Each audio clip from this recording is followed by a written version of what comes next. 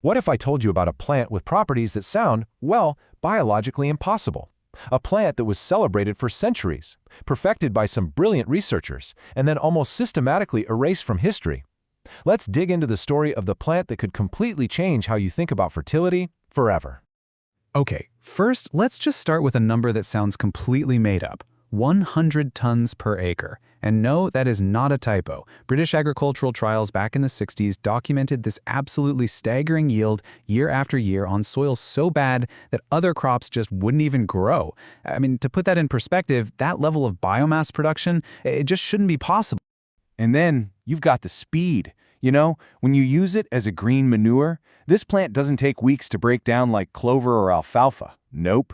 It basically melts into the soil, releasing all its nutrients and becoming available to other plants in just 48 hours. It's like an instant shot of life for your garden. So, what's the cost to maintain this incredible production factory? Zero. Absolutely nothing. This plant needs no synthetic fertilizer, no watering once it's established, and you don't have to replant it for at least 20 years. It is literally a self-sustaining fertility machine that you plant one time. Which, of course, brings us to the real mystery here. If a plant could produce so much, so fast, for free, why did it just vanish from pretty much every garden center and public nursery in America? Why on earth was it erased? To answer that, we have to go back, way back, to the beginning, to a story about a Quaker's lost secret. Because the story of this plant's modern power, it doesn't start in some corporate lab or a big university. It starts with a quiet gardener who was just trying to stop a famine. It all kicks off in 1845 with a man named Henry Doubleday. He stumbled upon this amazing Comfrey hybrid, and seeing the absolute horror of the Irish potato famine, he devoted his life to it. His work was kinda lost to time, but then, in 1948, this guy, Lawrence Hills, rediscovered it. Hills then spent decades perfecting the ultimate variety, which he called Bocking 14. And this part is just fantastic. It gets right to the philosophy behind this plant.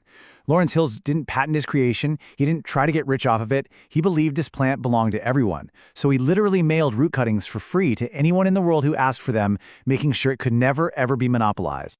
So, what is the secret here? How is any of this even possible?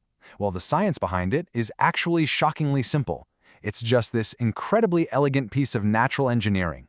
You see, Comfrey acts like a living, biological nutrient pump. Okay, let's break this down. First, Comfrey's massive taproot drills down, sometimes 10 feet deep, way beyond where most plants can reach. Down there, it mines deep earth minerals like potassium and calcium. Then it pulls all those nutrients up and concentrates them in its leaves. So when you come along and cut those leaves and just lay them on the ground, you are literally bringing inaccessible minerals up from the deep earth to fertilize your topsoil. And this chart, wow, this really puts its power into perspective. Just look at the potassium content.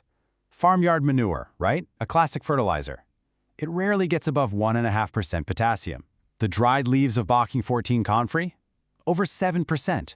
It is a literal super fertilizer you can grow yourself in your own backyard. So, a free, permanent, and way better source of fertilizer that anyone can grow. You can probably see where this is going. This plant wasn't just some cool gardening curiosity. It was a fundamental threat to a massive global industry. More than that, it threatened the very idea that fertility is something you have to buy. The global synthetic fertilizer market is worth over $230 billion every single year. That's billion with a B. It's an entire industry built on a model of dependency. Farmers and gardeners have to buy their products year after year after year. So it all boils down to this really stark contrast. You have the industrial model, which depends on you buying something every year, uses a ton of fossil fuels, and centralizes control with a few giant corporations. And then you have the Comfrey model, which is the exact opposite. You plant it once, it's totally energy independent, and thanks to people like Lawrence Hills, it's completely decentralized. It puts the power of fertility back into your hands, not a corporation's. This conflict, it really came to a head in the early 2000s. After decades of growing popularity in gardening circles, Comfrey was about to face a challenge that would, for all intents and purposes, wipe it right off the map. The weapon used against it was a group of chemical compounds with a very long name, pyrrolizidine alkaloids. Now, these are found in Comfrey, mostly in the roots. And yes, they can cause liver damage if you eat large quantities over a long period. This became the scientific basis for an official warning.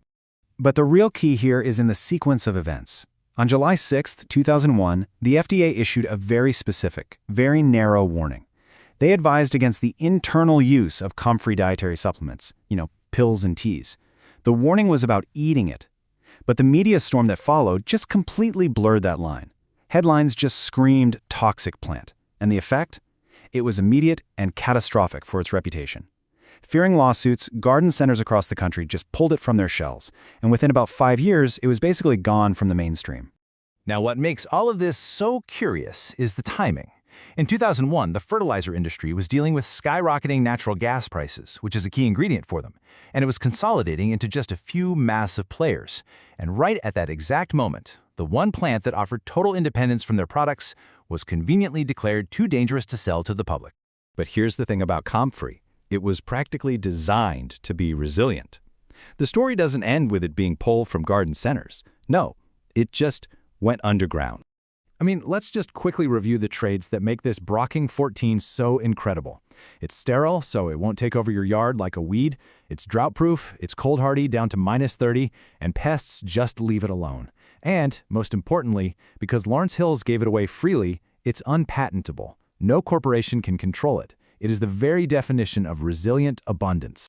So, no, Comfrey is not extinct, not by a long shot. It simply moved back to its roots, you could say. It lives on in permaculture gardens and homesteads, with little root cuttings passed between gardeners like it's some kind of contraband.